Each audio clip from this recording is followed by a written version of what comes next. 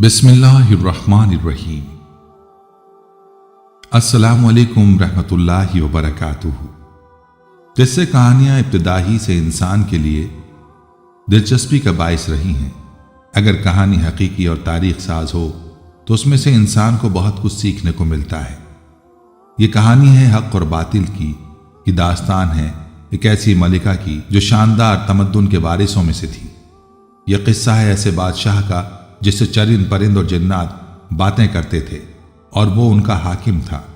ایک ایسی عورت کی داستان جو شاہانہ وقار کی مالک، طاقتور اور مغرور تھی، جس کا سامنا ایک حکمت والے اور زبردست بادشاہ سے ہوا، اور یوں دو الگ الگ کہانیاں ایک ہو گئیں۔ کون زبردست تھا اور کون زیر دست ہوا؟ اگر آپ جاننا چاہتے ہیں کہ ملکہ بلقیس کون تھی اور اس کا تخت کیسا تھا جب اس کا سامنا حضرت سلیمان علیہ السلام سے ہوا، تو اس کے بعد کہانی میں کیا موڑ آیا، اس سب کے بارے میں تفصیل سے جاننے کے لیے ہمارے ساتھ رہیے۔ آپ سے گزارش ہے کہ ویڈیو کو آخر تک ضرور دیکھیے گا۔ ناظرین، حضرت سلیمان علیہ السلام ایک جلیل القدر پیغمبر تھے جنہیں اللہ تعالیٰ نے حضرت داؤد علیہ السلام کی طرح بہت سی امتیازی خصوصیات سے نوازا تھا۔ ان کو اللہ تعالیٰ نے پرندوں کی بولیاں سکھائیں۔ امام قرطبی رحمۃ اللہ علیہ نے اپنی تفسیر میں اس بارے میں بیان کیا ہے کہ کس طرح مختلف پرندوں کی بولیوں پر حضرت سلیمان علیہ السلام نے فرمایا کہ یہ پرندے کیا کہہ رہے ہیں، اور تقریباً ہر پرندے کی بولی نصیحت کا کوئی جملہ تھا۔ جیسا کہ سورہ نمل میں ارشاد ہوتا ہے کہ اس نے کہا، اے لوگو، ہم کو پرندوں کی بولیاں سمجھنے کی تعلیم دی گئی ہے اور ہمیں ہر قسم کی ضروری چیزیں دی گئی ہیں۔ پرندوں کی بولی کو خاص طور سے بیان کرنے کا مطلب ہدہد پرندے کا مشہور واقعہ ہے، ورنہ حضرت سلیمان علیہ السلام کو تو ہر چرند، پرند اور تمام حشرات الارض کی بولیاں سکھائی گئی تھیں۔ حضرت سلیمان علیہ السلام کے خصوصی امتیاز میں سے ایک یہ بھی تھا کہ اللہ تعالیٰ نے ہوا کو ان کے حق میں مسخر کر دیا تھا اور وہ ان کے زیر فرمان کر دی گئی تھی۔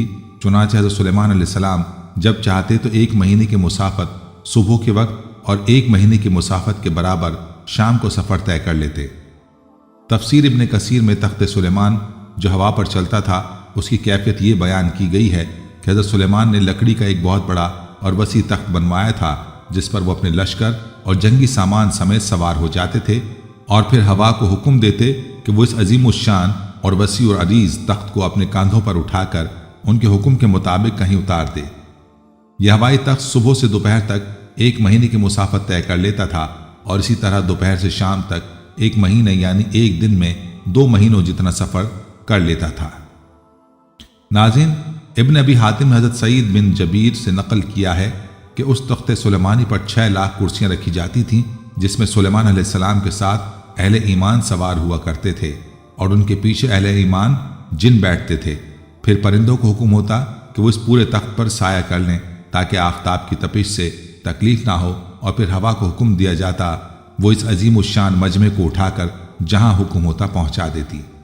علامہ قرطبی رحمۃ اللہ علیہ نے ذکر کیا کہ 4 لاکھ کرسیاں تخت پر رکھی جاتیں، پھر مرتبے کے اعتبار سے انسان و جنات بیٹھتے تھے۔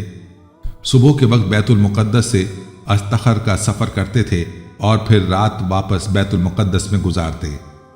بعض روایت میں آتا ہے کہ حضرت سلیمان علیہ السلام اس پورے ہوائی سفر کے دوران سر جھکائے اللہ کے ذکر و شکر میں مشغول رہتے، دائیں بائیں نہ دیکھتے اور اپنے عمل سے تواضع کا اظہار فرماتے تھے۔ اللہ تعالیٰ نے سورہ سبا میں بیان فرمایا ہے، جس کا ترجمہ ہے، اور سلیمان کے بس میں ہوا کر دی، اس کی صبح کی منزل 1 مہینے کی راہ اور شام کی منزل 1 مہینے کی راہ، اور ہم نے اس کے لیے پگھلے ہوئے تانبے کا چشمہ بہایا، اور جنوں میں سے وہ جو اس کے آگے کام کرتے اس کے رب کے حکم سے، اور جو ان میں ہمارے حکم سے پھرے ہم اسے بھڑکتی آگ کا عذاب چکھائیں گے۔ حضرت عبداللہ بن عباس رضی اللہ تعالیٰ عنہما فرماتے ہیں کہ اللہ تعالیٰ نے جنات کو حضرت سلیمان علیہ السلام کے قابو میں دے دیا، اور انہیں حضرت سلیمان علیہ السلام کے احکام کی پیروی کرنے کا حکم دیا، اور ارشاد فرمایا کہ جنات میں سے جو بھی ہمارے حکم سے پھرا، اس نے حضرت سلیمان علیہ السلام کی فرمانبرداری نہ کی تو ہم اسے بھڑکتی آگ کا عذاب چکھائیں گے۔ ایک قول یہ ہے کہ حضرت سلیمان علیہ السلام کی نافرمانی کرنے والے جنوں کو آخرت میں بھڑکتی آگ کا عذاب چکھایا جائے گا، اور ایک قول یہ ہے کہ یہ عذاب دنیا میں ہی چکھایا گیا، اور یہ اس طرح ہوا کہ اللہ تعالیٰ نے جنات پر ایک ایسا فرشتہ مقرر فرما دیا جس کے ہاتھ میں آگ کا کوڑا ہوتا تھا، اور جو جن حضرت سلیمان علیہ السلام کی اطاعت سے روگردانی کرتا تو وہ فرشتہ آگ کے کوڑے سے اس جن کو ایسی ضرب مارتا کہ وہ اسے جلا کر رکھ دیتی۔ ناظرین، سلیمان علیہ السلام کے سامنے ان کی بادشاہت کے زمانے میں ان کے گھوڑے پیش کیے گئے۔ یہ بہت تیز رفتار تھے جو 3 ٹانگوں پر کھڑے رہتے تھے اور ایک پیر یوں ہی ساری زمین پر ٹکتا تھا۔ ایک قول یہ بھی ہے کہ یہ پردار گھوڑے تھے، تعداد میں 20 تھے۔ ابراہیم تمیمی نے گھوڑوں کی تعداد 20,000 بتلائی ہے۔ کہتے ہیں کہ یہ گھوڑے نہایت تیز رفتار تھے، ان پر بیٹھ کر یوں لگتا جیسے ہوا میں تیر رہے ہوں۔ یوں ہی ان کا معائنہ کرتے دیکھتے ان کے عصر کی نماز قضا ہو گئی۔ جب اس کے روبرو شام کے وقت اسیر گھوڑے پیش کیے گئے جو تیز رفتار تھے تو سلیمان نے کہا کہ میں اپنے رب کے ذکر سے مال کی محبت میں لگ کر غافل ہو گیا ہوں، یہاں تک کہ سورج پردے میں چھپ گیا، ذرا ان کو میرے پاس واپس لاؤ۔ چنانچہ سلیمان علیہ السلام نے ان کی پنڈلیوں اور گردنوں پر ہاتھ صاف کرنا شروع کر دیا۔ بعض نے یہ بھی کہا کہ حضرت سلیمان علیہ السلام کسی علاقے میں جہاد کرنے کی غرض سے گھوڑوں کی دیکھ بھال کر رہے تھے کہ اس دوران مقررہ عبادت کا وقت ہو گیا تو افسوس کرنے لگے اور ان گھوڑوں کو قتل کرنا شروع کر دیا، اور کہتے ہیں کہ 900 گھوڑے ذبح کیے گئے۔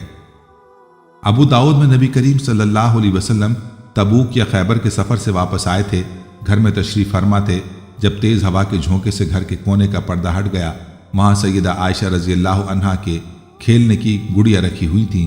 نبی کریم صلی اللہ علیہ وسلم کی نظر بھی پڑ گئی، دریافت کیا یہ کیا ہے؟ سیدہ عائشہ رضی اللہ عنہا نے جواب دیا میری گڑیاں ہیں۔ آپ صلی اللہ علیہ وسلم نے دیکھا کہ بیچ میں ایک گھوڑا سا بنا ہوا ہے جس کے 2 پر بھی کپڑے کے لگے ہوئے ہیں۔ پوچھا یہ کیا ہے؟ کہا گھوڑا ہے۔ فرمایا اور یہ اس کے اوپر دونوں طرف کپڑے کے کیا بنے ہوئے ہیں؟ کہا یہ دونوں اس کے پر ہیں۔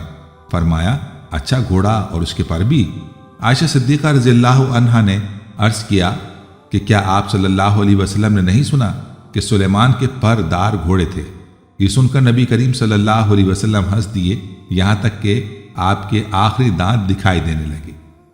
حضرت حسن بصری رحمۃ اللہ علیہ فرماتے ہیں کہ اس صلے میں اللہ تعالیٰ نے حضرت سلیمان علیہ السلام کے لیے ہوا کو مسخر کر دیا جو گھوڑے سے کہیں زیادہ تیز رفتار ہے۔ حضرت سلیمان علیہ السلام کو انسانوں، پرندوں، حتیٰ کہ جن اور حیوانات پر بھی حکومت عطا کی گئی تھی۔ ایک بار حضرت سلیمان علیہ السلام نے اللہ تعالیٰ کی بارگاہ میں دعا کی، اے میرے رب مجھے معاف فرما اور مجھ کو ایسی سلطنت عطا فرما جو میرے سوا کسی اور کو نہ ملی ہو، بے شک تو بڑا ہی دینے والا ہے۔ تو اللہ تعالیٰ نے آپ کی دعا کو قبول فرما لیا اور ایک ایسی عجیب و غریب حکومت عطا فرمائی جو ان سے پہلے اور بعد کسی کو میسر نہیں آئی۔ حضرت سلیمان علیہ السلام جنات سے سخت کام لیتے تھے۔ بعض جنات بڑی بڑی عمارات بناتے تھے، بعض دریاؤں میں غوطہ لگا کر ان سے جوہر نکالتے تھے، اور ارشاد ہے اور جنات میں سے بعض وہ تھے جو سلیمان کے لیے سمندر میں غوطے لگاتے تھے۔ ایک اور جگہ پر بھی ارشاد ہوتا ہے اسی طرح جنات کو بھی جو عمارت تعمیر کرنے والے اور غوطہ لگانے والے تھے ان کو زیر فرمان کر دیا تھا، اور ان کو بھی جو زنجیروں میں بندھے رہتے تھے۔ حضرت سلیمان علیہ السلام ان سے بڑے بڑے قلعے اور مساجد تعمیر کرواتے تھے اور دوسری بڑی بڑی عمارتیں بھی بنواتے تھے۔ اس لیے ان طاقتوں کے حاصل ہونے کی وجہ سے دنیا کے بڑے بڑے بادشاہ ان کے سامنے پست اور عاجز ہو گئے تھے۔ اللہ تعالیٰ فرماتا ہے اور بہا دیا ہم نے تانبے کا چشمہ سلیمان علیہ السلام کے لیے۔ تانبے جیسی سخت دھات کو اللہ تعالیٰ نے حضرت سلیمان علیہ السلام کے لیے پانی کی طرح بہنے والا سیلاب بنا دیا جو پانی کے چشمے کی طرح جاری تھا اور گرم بھی نہیں تھا کہ آسانی سے اس کے برتن اور دوسری چیزیں بنا سکیں۔ ابن عباس نے فرمایا کہ یہ چشمہ اتنی دور تک جاری ہوا کہ اس کی مسافت 3 دن اور 3 راتوں میں طے ہوتی، اور یہ ارض یمن میں تھا۔ یہ تانبا انہی کے وقت سے کام میں آ رہا تھا۔ حضرت سعدی کا قول ہے یہ 3 دن تک بہتا رہا۔ دوستو، حضرت سلیمان کے لشکر میں جنات، انسان اور پرندے شامل ہوتے تھے جن کی تربیت بہت منظم انداز میں کی گئی ہوتی تھی کہ دائیں والے بائیں طرف نہ جائیں اور بائیں والے دائیں طرف نہ جائیں، کوئی کسی سے آگے نہ نکل جائے۔ ان کا چلنا، ٹھہرنا، دائیں بائیں مڑنا ایک قاعدے اور ضابطے کے مطابق ہوتا تھا۔ سورہ نمل میں آتا ہے جس کا ترجمہ ہے یہاں تک کہ جب وہ چونٹیوں کی وادی پر آئے تو ایک چونٹی نے کہا اے چونٹیوں اپنے گھروں میں داخل ہو جاؤ، کہیں سلیمان اور ان کے لشکر بے خبری میں تمہیں کچل نہ ڈالیں۔ جب اس لشکر کو لے کر حضرت سلیمان علیہ السلام چلے تو ایک جنگل سے گزر ہوا جہاں پر چونٹیوں کا لشکر تھا۔ لشکر سلیمان کو دیکھ کر ایک نے دوسرے سے کہا کہ جاؤ اپنے اپنے سوراخوں میں چلی جاؤ، کہیں ایسا نہ ہو کہ لشکر سلیمان چلتا ہوا تمہیں رون ڈالے اور انہیں علم بھی نہ ہو۔ حضرت حسن رحمۃ اللہ علیہ فرماتے ہیں کہ چونٹیاں دیکھنے میں ایک چھوٹی سی مخلوق ہے، لیکن ان کی باقاعدہ منظم فوج ہوتی ہے جس میں جاسوس ہوتے ہیں، اور خطرے کے وقت ایک سراغ رسا سپاہی باہر نکلتا ہے اور اندر والوں کو حالات سے آگاہ کرتا ہے۔ اس موقع پر اطلاع دہندہ نے بڑی احتیاط سے کام لیا، اور اطلاع دیتے ہوئے وہ نہیں جانتے پر زور دیا۔ اس سے ظاہر ہوا کہ حضرت سلیمان کا لشکر ظالم نہیں، لیکن لا علمی میں ایسا ہو سکتا ہے کہ وہ ننھی مخلوق کچلی جائے اور گزرنے والوں کو خبر بھی نہ ہو۔ حضرت سلیمان نے یہ بات سن لی اور چیونٹی کی فراست اور کلام کرنے کی احتیاط پر آپ کو ہنسی آ گئی، اور اللہ کی اس نعمت سے متاثر ہو کر دوام اعلیٰ لشکر کی توفیق طلب کی اور انبیاء کی جماعت میں شامل رہنے کی دعا کی۔ ایک مرتبہ حضرت سلیمان علیہ السلام نے سفر کے دوران ہدہد کو حاضر ہونے کا حکم دیا۔ ہدہد اس وقت موجود نہیں تھا۔ اس کے بغیر اطلاع غیر حاضر ہونے پر آپ کو غصہ آ گیا اور فرمایا، اگر ہدہد نے غیر حاضری کی معقول وجہ نہیں بتائی تو اسے سخت سزا دوں گا یا ذبح کر دوں گا۔ سورہ نمل۔ ابن کثیر میں آتا ہے کہ حضرت سلیمان علیہ السلام کے ہدہد کا نام عنبر تھا۔ آپ نے فرمایا، اگر اس نے اپنی غیر حاضری کی معقول وجہ بتائی تو ٹھیک ہے، ورنہ اسے سخت سزا دوں گا۔ حضرت عبداللہ بن عباس سے سوال کیا گیا کہ تمام پرندوں میں سے صرف ہدہد کو کیوں بلایا گیا؟ آپ نے جواب دیا، حضرت سلیمان علیہ السلام نے کسی ایسی جگہ قیام فرمایا تھا جہاں پانی نہیں تھا۔ اللہ تعالیٰ نے ہدہد کو یہ خاصیت عطا فرمائی کہ وہ زمین کے اندر کی چیزیں اور زمین کے اندر بہنے والے چشموں کو دیکھ لیتا ہے۔ حضرت سلیمان علیہ السلام کا مقصد یہ تھا کہ ہدہد سے معلوم کریں کہ اس میدان میں کتنی گہرائی میں پانی ہے۔ ہدہد کی نشاندہی کے بعد وہ جنات کو حکم دیتے کہ زمین کھود کر پانی نکالو۔ ہدہد زمین کے اندر کی چیزوں کو دیکھ لیتا ہے، لیکن عجیب بات یہ ہے کہ اسے زمین کے اوپر شکاری کا بچھایا ہوا جال نظر نہیں آتا اور عموماً جال میں پھنس جاتا ہے۔ ابھی کچھ ہی دیر گزری تھی کہ ہدہد حاضر ہو گیا اور کہنے لگا، ترجمہ، میں آپ کے لیے ایک ایسی خبر لایا ہوں جس کا آپ کو علم نہیں۔ میں آپ کے پاس ملک یمن سے ایک سچی خبر لایا ہوں۔ میں نے دیکھا کہ ایک عورت وہاں کے لوگوں پر بادشاہت کر رہی ہے اور اسے وہاں ہر قسم کی چیز میسر ہے۔ اس کے وزیر اور مشیر 312 شخص ہیں اور ان میں سے ہر ایک کے پاس 12,000 کی جماعت ہے۔ اس کی زمین کا نام مارب ہے جو صنعا سے 3 میل کے فاصلے پر ہے۔ اس کا تخت شاندار قسم کا ہے جس پر وہ براجمان ہوتی ہے۔ تخت سونے سے مڑھا ہوا ہے اور اس پر قیمتی لال و جوہر لگے ہیں۔ یہ 80 ہاتھ اونچا اور 40 ہاتھ چوڑا ہے اور 600 عورتیں اس کی خدمت میں مصروف رہتی ہیں۔ اس کا دیوان خاص جس میں یہ تخت ہے بڑا محل ہے جو بہت بلند و بالا اور کشادہ ہے۔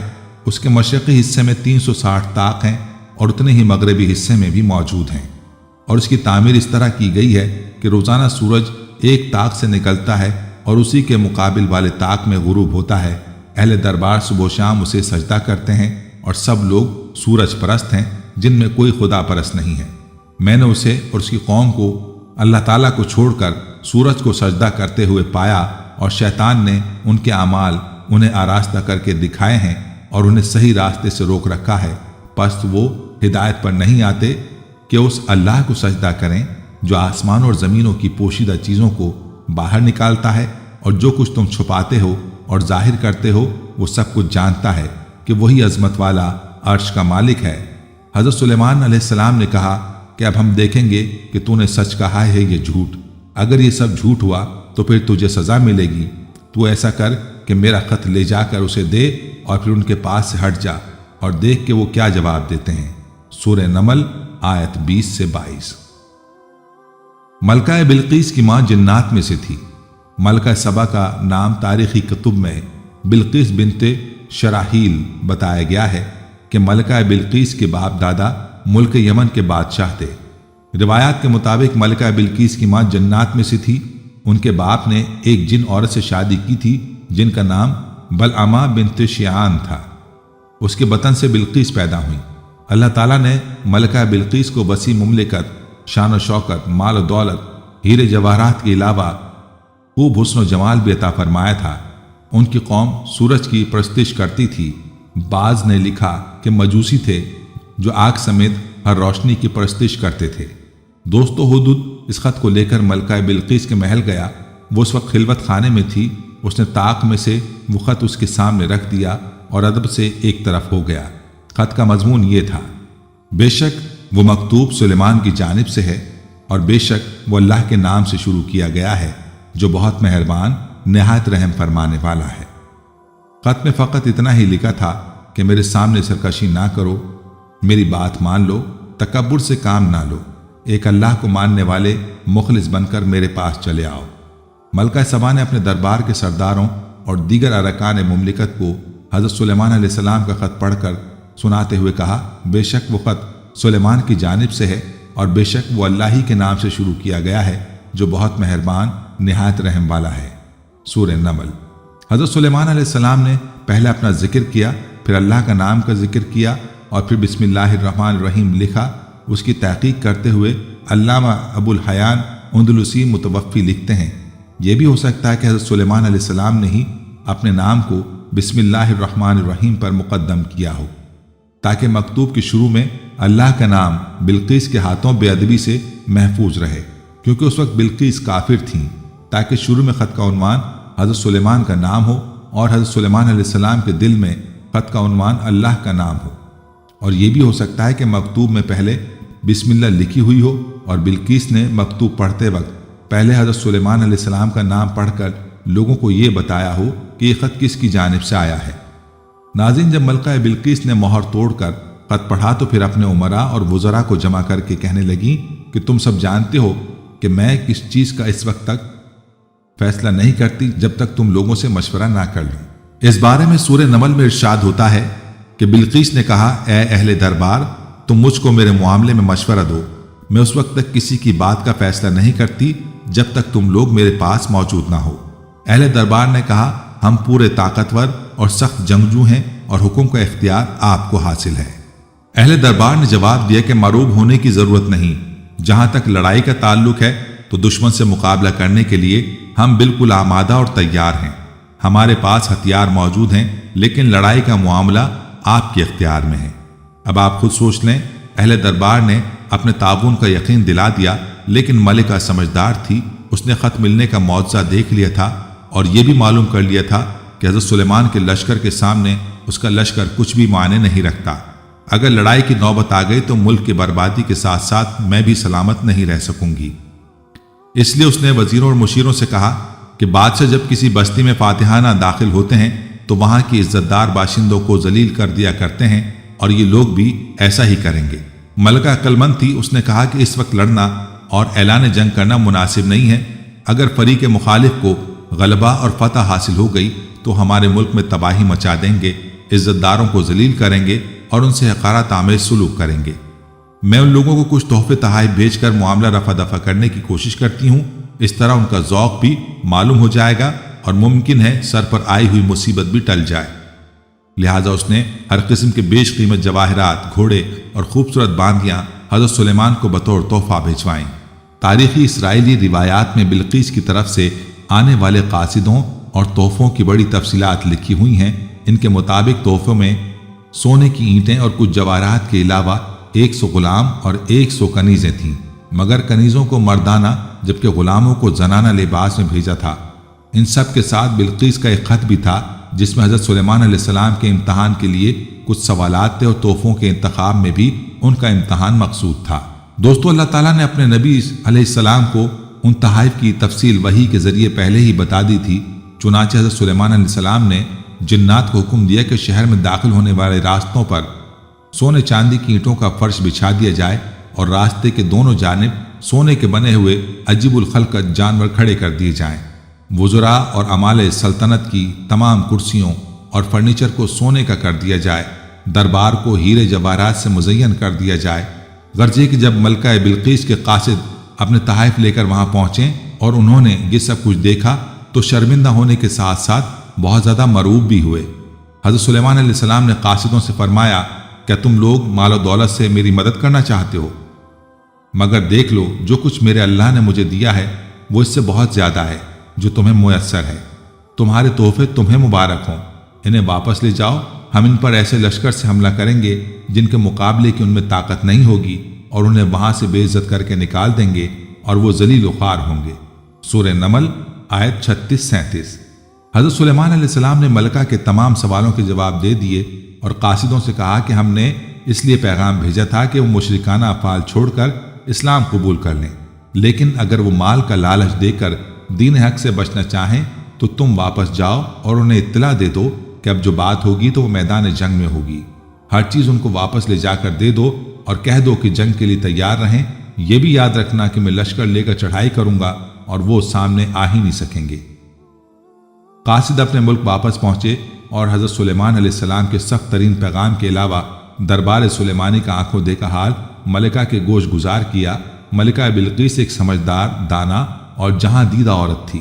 فوراً سمجھ گئے کہ یہ کوئی عام بادشاہ نہیں بلکہ واقعی اللہ کے نبی ہیں، لہٰذا اپنے ملک کو جنگ و جدل سے بچانے کے لیے اس نے بنفس نفیس حضرت سلیمان علیہ السلام کے دربار میں حاضر ہو کر اپنی اطاعت کا یقین دلانے کا فیصلہ کیا اور ایک دن اپنے مصاحبین کی ایک جماعت کے ساتھ ملک شام کی جانب روانہ ہو گئی، جبکہ دوسری طرف جنات قدم قدم پر اور دم دم کی خبریں آپ تک پہنچاتے رہے تھے۔ ملکہ بھی راستے میں ہی تھیں کہ اللہ تعالیٰ نے حضرت سلیمان علیہ السلام کو وحی کے ذریعے مطلع فرما دیا کہ ملکہ بلقیس تمہاری فرما بردار بن کر حاضر ہو رہی ہیں۔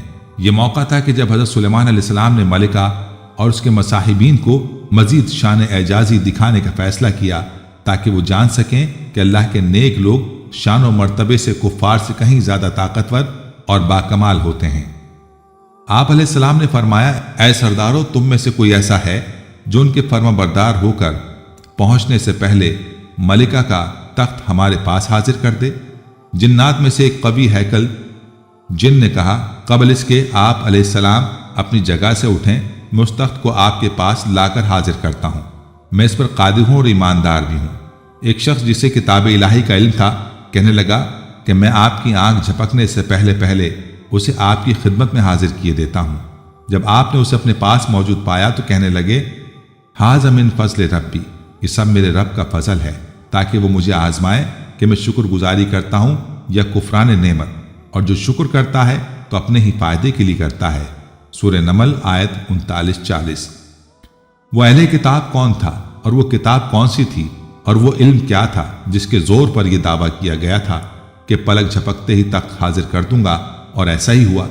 اس میں مفسرین کے مختلف اقوال ہیں، جبکہ مذکورہ تینوں سوالوں کی پوری حقیقت تو اللہ تعالیٰ ہی جانتا ہے۔ یہاں قرآن کریم کے الفاظ سے جو معلوم ہوتا ہے وہ اتنا ہی ہے کہ کوئی انسان تھا جس کے پاس کتاب الہی کا علم تھا۔ اللہ تعالیٰ نے کرامت اور اعجاز کے طور پر اسے یہ قدرت دے رکھی تھی کہ وہ پلک جھپکتے ہی تخت لے کر آ گیا۔ کرامت اور معجزہ نام ہی ایسے کاموں کا ہے جو ظاہری اسباب اور امور عادیہ کے یکسر خلاف ہوں، اور وہ اللہ کی قدرت و مشیت سے ہی ظہور پذیر ہوتے ہیں۔ حضرت ابن عباس رضی اللہ عنہ فرماتے ہیں، یہ شخص آصف بن برقیہ تھے جو حضرت سلیمان علیہ السلام کے کاتب تھے۔ یہ ولی اللہ تھے اور اس میں اعظم جانتے تھے۔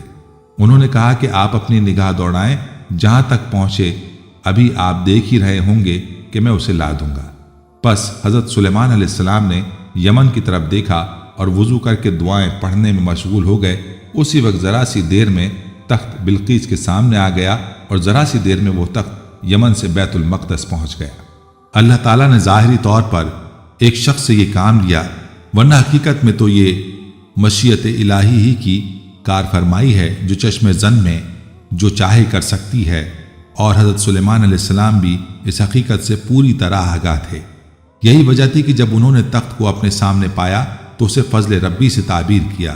مولانا مفتی محمد شفیع تحریر فرماتے ہیں کہ ملکہ بلقیس کے تمام اموال و دولت میں سے تخت شاہی کا انتخاب شاید اسی لیے کیا گیا کہ وہ اس کی سب سے زیادہ محفوظ چیز تھی، جسے 7 محلات شاہی کے وسط میں ایک محفوظ محل کے اندر مقفل کر کے رکھا گیا تھا، اور اس کے اپنے آدمیوں کا بھی وہاں سے گزرنا ہوتا تھا۔ اس کا دروازے یا قفل توڑے بغیر منتقل ہو جانا اور اتنے مسافت بعیدہ پر پہنچ جانا حق تعالی شانہ کی ہی قدرت کاملہ سے ممکن ہے۔ قوم سبا کا مذہب آتش پرستی اور سورج پرستی تھا، اور وہ اس فلسفے کی قائل تھی کہ کائنات کی ہر خیر و شر کی قدرت کواکب کے ہاتھ میں ہے اور آفتاب سب سے بڑا ہے، لہٰذا اس کی عبادت کی جانی چاہیے۔ اس لیے سلیمان علیہ السلام ملکہ کو بتانا چاہتے تھے کہ کائنات کی ہر چھوٹی بڑی چیز پر صرف حقیقی خدا کی قدرت ہے۔ حضرت سلیمان علیہ السلام نے ملکہ سبا کا امتحان لینے کے لیے اس کے تخت میں کچھ رد و بدل کروا دیا۔ جب وہ آئی تو ان سے پوچھا کہ تمہارا تخت بھی اسی طرح کا ہے؟ ملکہ نے کہا، یہ تو گویا ہو بہو وہی ہے، اور ہمیں تو پہلے ہی سے معلوم ہو گیا تھا، اور ہم فرمانبردار ہو چکے تھے۔ ملکہ بلقیس کے آنے سے پہلے حضرت سلیمان علیہ السلام نے ایک ایسی عجیب و غریب عمارت بنانے کا حکم دیا جس میں نہایت شفاف شیشہ استعمال کیا گیا تھا، اور شیش محل کے صحن میں ایک نہایت شاندار حوض بنوایا جس کے بہتے پانی میں مچھلیاں اور دیگر آبی جانور بھر کر اسے شیشے سے پاٹ دیا گیا۔ شیشہ اس قدر شفاف تھا کہ ظاہری نظر میں کوئی پہچان ہی نہیں سکتا تھا کہ پانی کے اوپر شیشے کا فرش ہے۔ حوض کا محل وقوع ایسا تھا کہ محل کے اندر جانے کے لیے لامحالہ اس پر سے گزرنا لازم تھا۔ یہ سب کچھ کرنے کا مقصد یہ تھا کہ حضرت سلیمان علیہ السلام چاہتے تھے کہ ملکہ بلقیس کو نبوت کی اعجاز و شان دکھانے کے علاوہ اسے اپنے عظیم الشان سلطنت کی ظاہری شان و شوکت کی ایک جھلک بھی دکھا دی جائے، تاکہ ملکہ کو حضرت سلیمان علیہ السلام کی ظاہری و باطنی شان و شوکت اور دینی و دنیاوی جاہ و جلال کا اندازہ ہو جائے۔ نیز اللہ تعالیٰ نے اپنے نبی حضرت سلیمان علیہ السلام کو تاریخ انسانیت میں جو ممتاز مقام عطا فرمایا وہ قوم سبا کی ملکہ عالیہ اور مملکت یمن کی فرما روا اور ان کے مصاحبین اپنی آنکھوں سے مشاہدہ کر لیں۔ استقبالیہ تقریب کے اختتام پر حضرت سلیمان علیہ السلام نے ملکہ بلقیس کو محل کے اس مخصوص حصے کی جانب چلنے کی دعوت دی جو جنات کے ذریعے خصوصی طور پر ملکہ کے لیے تیار کروایا گیا تھا۔ ملکہ حضرت سلیمان علیہ السلام کے محل کے طلسم میں کھوئی ہوئی تھی کہ حضرت سلیمان علیہ السلام نے اس کی اندرونی کیفیت کا اندازہ کرتے ہوئے اسے ایک بار پھر محل کے اندرونی حصے میں چلنے کی دعوت دی۔ ملکہ بلقیس دنیا کی عظیم ترین بادشاہت کی حسین ترین ملکہ تھی۔ اس کے وہم و گمان میں بھی نہ تھا کہ اس دنیا میں کوئی اور ہستی اس سے بھی زیادہ جاہ و جلال کی مالک ہو سکتی ہے۔ ملکہ حیرتوں کے سمندر میں ڈوبی اپنی نشست سے اٹھی۔ حضرت سلیمان علیہ السلام نے ملکہ کو آگے بڑھنے کا اشارہ کیا اور خود چند قدم پیچھے ہو گئے۔ ملکہ نے آگے بڑھ کر شیش محل کے نفیس و شفاف فرش پر قدم رکھنا چاہا، لیکن دیکھا کہ صحن میں پانی بھرا ہوا ہے جس میں محل کے ستونوں اور میزبانوں کا عکس نظر آ رہا ہے۔ تو ملکہ نے سوچا کہ شاید پانی سے گزر کر آگے جانا بھی اس ملک کی کوئی استقبال یا رسم ہوگی، چنانچہ اس لیے اس نے پانی سے گیلا ہونے سے بچنے کے لیے اپنا دامن اوپر اٹھایا۔ حضرت سلیمان علیہ السلام نے کہا، یہ ایسا محل ہے جس کے نیچے بھی شیشے جڑے ہوئے ہیں۔ وہ بول اٹھیں، اے میرے پروردگار، میں خود پر ظلم کرتی رہی ہوں، اب میں سلیمان کے ساتھ اللہ رب العالمین کی مطیع و فرمانبردار بنتی ہوں۔ سورہ نمل آیت 44۔ یعنی جب ملکہ کو فرش کی حقیقت کا علم ہوا تو اپنی کوتاہی اور غلطی کا بھی احساس ہو گیا، اور انہوں نے اپنی کم علمی کا اعتراف کرتے ہوئے مسلمان ہونے کا اعلان کر دیا۔ ملکہ بلقیس کے مسلمان ہونے کے بعد کیا ہوا، قرآن کریم یا کسی مستند حدیث مبارکہ میں اس کی تفصیل نہیں ملتی۔ جب حضرت عبداللہ بن عینہ سے پوچھا کہ کیا حضرت سلیمان علیہ السلام نے بلقیس کے ساتھ نکاح کر لیا تھا، تو انہوں نے فرمایا کہ قرآن نے اس معاملے میں جتنا بیان کر دیا ہے وہ کافی ہے، ہمیں بھی اس کے بعد تفتیش میں پڑھنے کی ضرورت نہیں ہے۔ ابن عساکر نے حضرت اکرمہ سے روایت کیا ہے کہ اس کے بعد ملکہ بلقیس حضرت سلیمان علیہ السلام کے نکاح میں آ گئی تھیں، انہیں ان کے ملک میں برقرار رکھ کر یمن واپس بھیج دیا گیا تھا۔ حضرت سلیمان علیہ السلام ہر مہینے وہاں تشریف لے جاتے اور 3 روز قیام فرماتے تھے۔ حضرت سلیمان علیہ السلام نے ان کے لیے ملک یمن میں 3 عمدہ محلات ایسے تعمیر کروا دیے تھے جن کی مثال و نظیر نہیں ملتی۔ دوستو، شیخ عبد الرحمن بن سلام کے مطابق حضرت سلیمان علیہ السلام نے جب دیکھا کہ اللہ تعالیٰ نے ان کے لیے دنیا کو وسیع کر دیا ہے اور دنیا کی طاقت ان کے ہاتھ میں ہو گئی ہے، تو کہنے لگے، اے میرے معبود، اگر آپ مجھے اجازت دیں کہ میں آپ کی تمام مخلوقات کو پورے سال کھلاؤں تو بہتر ہوتا۔ اللہ تعالیٰ نے ان کے پاس وحی بھیجی کہ تو اس پر ہرگز قدرت نہیں رکھتا، لیکن ایک دن کی ضیافت کی اللہ تعالیٰ نے اجازت دے دی۔ اجازت ملنے کے بعد حضرت سلیمان علیہ السلام نے تمام جنات اور انسان کو حکم دیا کہ وہ تمام کے تمام ان چیزوں کو جو زمین میں حلال ہیں، یعنی گائے، بیل، بکریاں، دمبے وغیرہ، اور ان تمام چیزوں کو جو جنس حیوان میں سے ہیں، یعنی پرندے وغیرہ، ان کو جمع کریں۔ چنانچہ جن و انس نے ان تمام کو جمع کر لیا اور بڑی بڑی دیگیں تیار کی گئیں، اور پھر تمام جانوروں کو ذبح کر کے ان کو پکایا گیا۔ حضرت سلیمان علیہ السلام نے ہوا کو حکم دیا کہ کھانے پر چلے تاکہ خراب نہ ہو۔ پھر کھانوں کو جنگل میں پھیلا دیا گیا۔ اس کھانے کی دعوت کی لمبائی 1 مہینے کے مسافت کے برابر تھی اور اس کی چوڑائی بھی اتنی ہی تھی۔ پھر اللہ تعالیٰ سے حضرت سلیمان علیہ السلام نے دعا فرمائی تو اللہ رب العزت نے وہی نازل فرمائی، اے سلیمان، تو مخلوق میں سے کس سے دعوت شروع کرے گا؟ حضرت سلیمان علیہ السلام نے فرمایا میں سمندروں کے جانوروں سے شروع کروں گا۔ اللہ تعالیٰ نے بحر محیط کی ایک مچھلی کو حکم دیا کہ وہ سلیمان علیہ السلام کی ضیافت میں سے کھائے۔ چنانچہ وہ مچھلی آ گئی اور حضرت سلیمان علیہ السلام سے کہنے لگی کہ میں نے سنا ہے کہ تو نے ضیافت کا دروازہ کھول دیا ہے اور آج میری ضیافت تو کرے گا۔ حضرت سلیمان علیہ السلام نے فرمایا ہاں ایسا ہی ہے اور کھانا شروع کر۔ چنانچہ وہ مچھلی آگے بڑھی اور دسترخوان کے شروع سے کھانے لگی۔ مچھلی نے اس قدر کھایا کہ کچھ دیر میں جتنا بھی کھانا تھا سب کچھ اکیلے کھا گئی۔ سب کھا کر مچھلی نے حضرت سلیمان علیہ السلام کو آواز لگا کر کہا اے سلیمان مجھے اور کھانا ہے کھلاؤ۔ حضرت سلیمان علیہ السلام نے حیرانگی سے فرمایا کہ تو سب کچھ کھا گئی ہے، اب بھی تیرا پیٹ نہیں بھرا؟ یہ جواب سن کر مچھلی بولی کیا مہمان کے لیے میزبان کا ایسا جواب ہوتا ہے؟ اے سلیمان آپ خوب جان لیں کہ میرے لیے جتنا آپ نے پکایا اتنا کھانا میرا اللہ مجھے دن میں 3 مرتبہ دیتا ہے، جبکہ تو آج میرے کھانے میں کمی کی وجہ بن گیا ہے اور تو نے میرے کھانے میں کمی کر دی۔ یہ سننا تھا کہ اسی لمحے حضرت سلیمان علیہ السلام اللہ رب العزت کے سامنے سجدہ ریز ہو گئے اور کہنے لگے کہ پاک ہے وہ ذات جو مخلوقات کی روزیوں کے ساتھ کفالت کرنے والی ہے کہ جہاں سے مخلوق جانتی بھی نہیں کہ آتا کہاں سے ہے۔ ناظرین قرآن کریم میں ملکہ سبا کے علاوہ بھی بہت سی عورتوں کا ذکر آیا ہے جس سے قرآن میں عورت کی اہمیت کا اندازہ ہوتا ہے۔ عورت عربی زبان کا لفظ ہجو اورا سے نکلا ہے جس کے معنی ڈھانپی ہوئی اور ڈھکی ہوئی چیز ہے۔ دین اسلام ہی وہ واحد دین ہے جس میں عورت کو ایک خاص مقام حاصل ہے۔ ارشاد ہے اے لوگو اپنے اس رب سے ڈرو جس نے تم کو ایک جان سے پیدا کیا اور اس کی جنس سے اس کا جوڑا پیدا کیا، ان دونوں سے بہت سارے مرد اور عورتیں پھیلا دی۔ قرآن جو ہدایت انسانی کے لیے نازل کردہ کتاب ہے اس میں بہت سی عورتوں کا ذکر ہے جو عورت کے وجود خاص پر دلالت ہے۔ قرآن میں عورت کے ذکر کی اہمیت، قرآن میں ارشاد ہے تو ان کے پروردگار نے ان کی دعا قبول کر لی اور فرمایا کہ میں کسی عمل کو مرد ہو یا عورت ضائع نہیں کرتا، تم ایک دوسرے کے جنس ہو۔ مزید فرمایا اور جس چیز میں خدا نے تم میں سے بعض کو بعض پر فضیلت دی ہے اس کی ہوس مت کرو، مردوں کو ان کاموں کا ثواب ہے جو انہوں نے کیے اور خدا سے اس کا فضل و کرم مانگتے رہو، کچھ شک نہیں کہ خدا ہر چیز سے واقف ہے۔ قرآن کی نظر میں عورت کی اہمیت سورہ بقرہ کی 29ویں آیت سے سمجھ میں آتی ہے کہ عورت ایک نعمت کے طور پر دنیا میں آئی ہے اور انہیں شریعت کا مکلف اس لیے بنایا تاکہ ہماری نعمت کمال درجے کی ہو جائے۔ قرآن میں مذکورہ خواتین کی تعداد 24 ہے اور کردار 6 ہیں، 1 ماں، 2 بہن، 3 بیوی، 4 بیٹی، 5ویں ملکہ، 6 مالکن وغیرہ۔ 1 آدم کی زوجہ حضرت حوا کا ذکر ملتا ہے۔ دونوں نے کہا کہ اے ہمارے رب ہم نے اپنا بڑا نقصان کیا، اگر تو ہماری مغفرت نہ کرے گا اور ہم پر رحم نہ کرے گا تو واقعی ہم نقصان پانے والوں میں سے ہو جائیں گے۔ حضرت حوا کے وجود سے انسان کی برابری کا سبق ملتا ہے، گویا مرد اور عورت برابر ہیں۔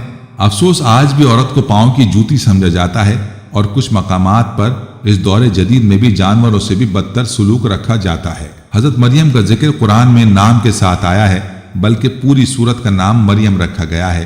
یہ عورت کے لیے اعزاز کی بات ہے، یہ ایک پاکیزہ کردار عورت تھیں، اور جب فرشتوں سے کہا اے مریم اللہ نے تجھے برگزیدہ کر لیا اور تجھے پاک کر دیا اور سارے جہانوں کی عورتوں میں سے تیرا انتخاب کیا، یہ بچپن ہی سے اللہ سے تعلق خاص رکھتی تھیں، جب بڑی ہوئیں تو اللہ نے تجھے برگزیدہ کر لیا اور تجھے پاک کر دیا اور سارے جہاں کی عورتوں سے تیرا انتخاب کیا۔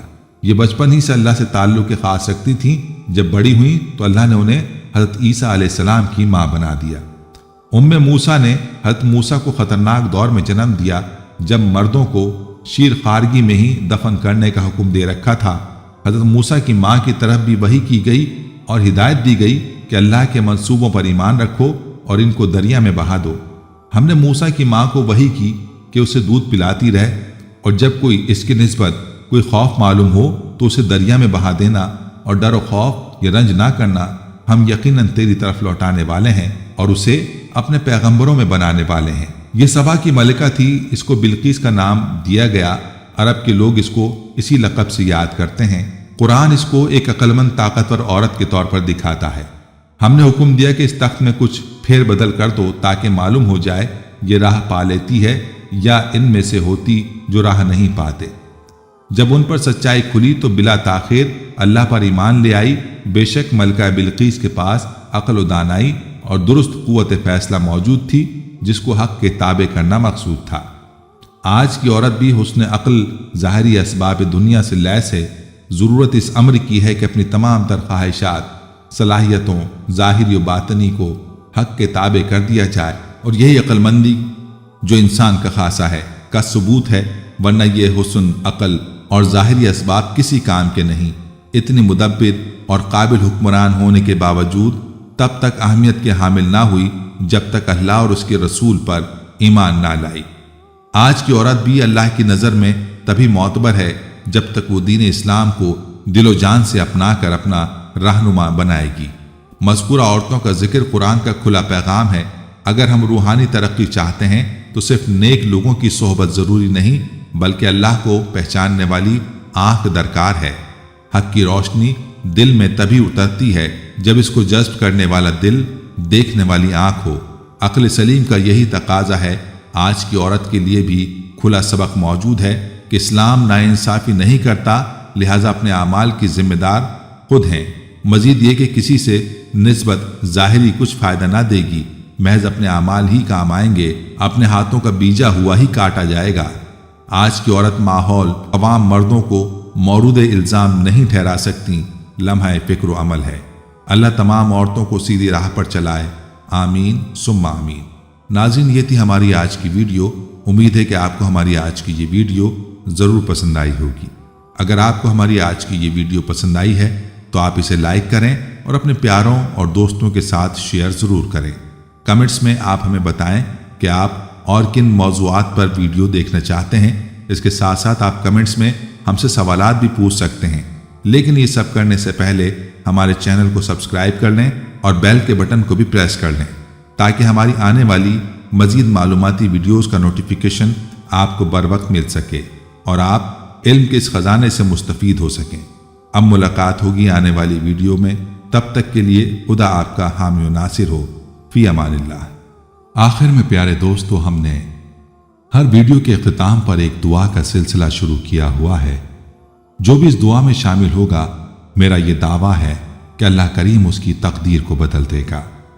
پہلے میرے تمام ساتھی، مائیں، بہنیں سب مل کر میرے ساتھ درود شریف پڑھ لیں اور کثرت کے ساتھ کمنٹس میں آمین لکھیں۔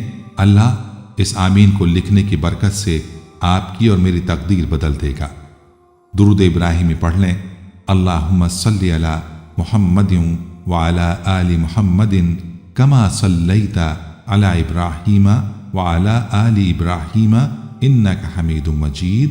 اللہم بارک علی محمد وعلی آل محمد کما بارکت علی ابراہیم وعلی آل ابراہیم انک حمید مجید۔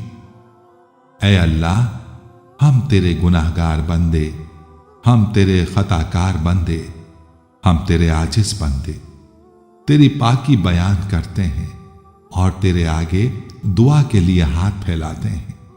ہماری خطاؤں کو معاف فرما، ہمارے گناہوں کو معاف فرما۔ اے اللہ، ہم اپنے اگلے پچھلے صغیرہ کبیرہ، چھوٹے بڑے سبھی گناہوں، خطاؤں اور نافرمانیوں کی تجھ سے معافی مانگتے ہیں۔ اے اللہ، اے رب العزت، ہم اپنے گناہوں سے توبہ کرتے ہیں، ہماری توبہ قبول کر لے۔ اے پاک پروردگار، ہم سب کو سچا اور پکا مسلمان بنا دے، ہم سب کو اسلام پر استقامت نصیب فرما دے، ہمیں کامل اور پختہ ایمان والا بنا۔ اے پاک پروردگار، تمام مسلمانوں کو خواب غفلت سے بیدار کر دے۔ اے اللہ، ہمارے دین اسلام کی حفاظت فرما، مسلمانوں کو دین و دنیا میں عزت عطا فرما۔ اے عرش مولا کے مالک، اے حکمت والے، اے کائنات کے رب، ہمارے دلوں کو گمراہ ہونے سے بچا، جس طرح سے پہلی قومیں گمراہ ہوئی ہیں اور جس طرح سے پہلی قوموں نے اپنے انبیاء کی نافرمانی کی ہے۔ اے اللہ، تو ہمیں ایسی نافرمانی سے بچا۔ اے اللہ، تو ہمیں ان عذابوں سے بچا جو تو نے پچھلی قوموں پر نازل کیے ہیں۔ اے اللہ، تو ہمیں ان تمام گناہوں سے بچا جن گناہوں میں پچھلی قومیں مبتلا ہوئی ہیں۔ اے مولا کریم، تو ہماری حفاظت فرما ہر اس فعل سے جو تیری ناراضگی اور تیرے غضب کا سبب بنا۔ اے اللہ، ہماری زندگی کو اپنی چاہت کے مطابق ڈھال دے۔ ہمیں صرف اور صرف نیکی کی توفیق عطا فرما۔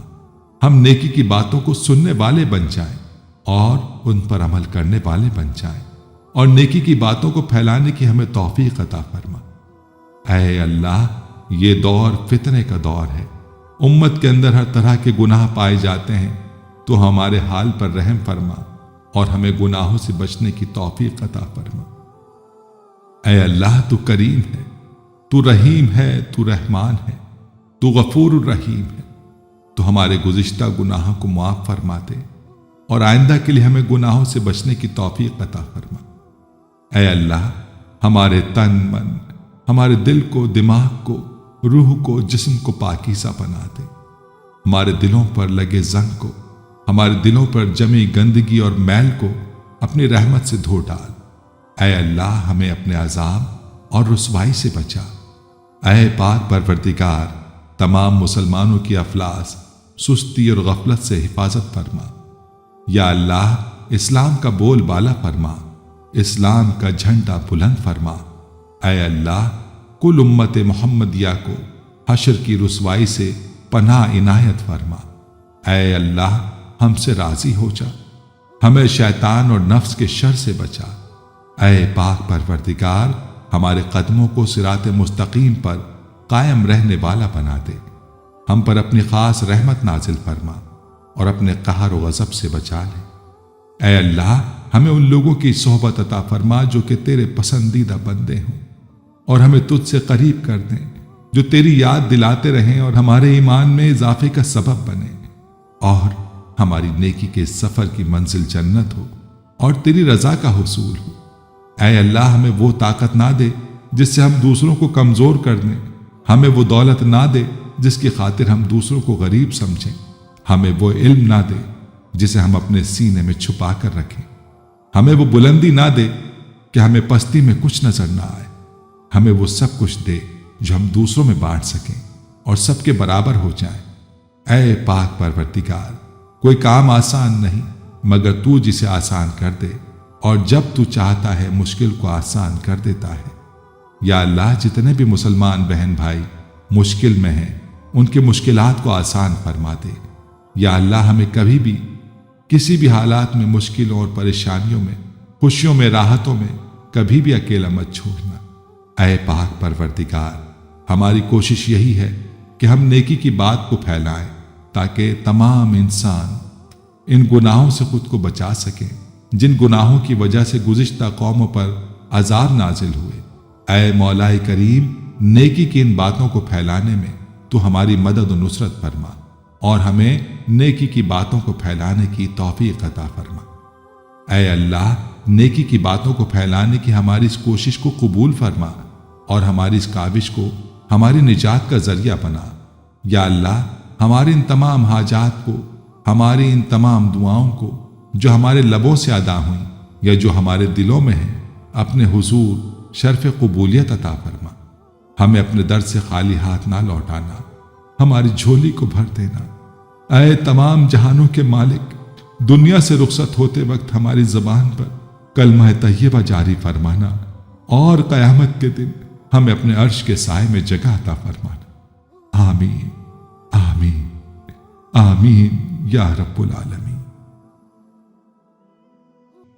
اے اللہ، ہم تیرے گناہگار بندے، ہم تیرے خطا کار بندے، ہم تیرے عاجز بندے تیری پاکی بیان کرتے ہیں اور تیرے آگے دعا کے لیے ہاتھ پھیلاتے ہیں۔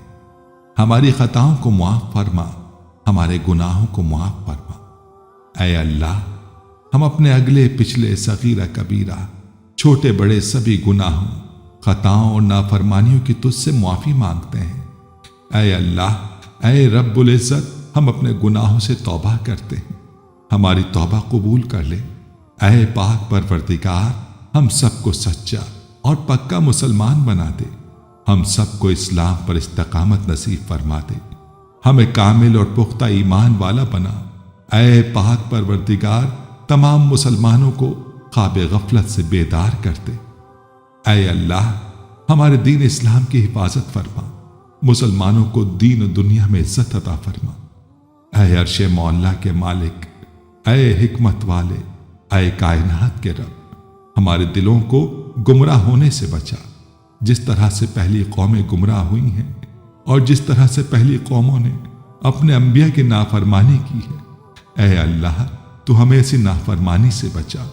اے اللہ تو ہمیں ان عذابوں سے بچا جو تو نے پچھلی قوموں پر نازل کیے ہیں۔ اے اللہ تو ہمیں ان تمام گناہوں سے بچا جن گناہوں میں پچھلی قومیں مبتلا ہوئی ہیں۔ اے مولا کریم تو ہماری حفاظت فرما ہر اس فعل سے جو تیری ناراضگی اور تیرے غضب کا سبب بنا۔ اے اللہ ہماری زندگی کو اپنی چاہت کے مطابق ڈھال دے، ہمیں صرف اور صرف نیکی کی توفیق عطا فرما، ہم نیکی کی باتوں کو سننے والے بن جائیں اور ان پر عمل کرنے والے بن جائیں، اور نیکی کی باتوں کو پھیلانے کی ہمیں توفیق عطا فرما۔ اے اللہ یہ دور فتنے کا دور ہے، امت کے اندر ہر طرح کے گناہ پائے جاتے ہیں، تو ہمارے حال پر رحم فرما اور ہمیں گناہوں سے بچنے کی توفیق عطا فرما۔ اے اللہ تو کریم ہے، تو رحیم ہے، تو رحمان ہے، تو غفور الرحیم ہے، تو ہمارے گزشتہ گناہوں کو معاف فرما دے اور آئندہ کے لیے ہمیں گناہوں سے بچنے کی توفیق عطا فرما۔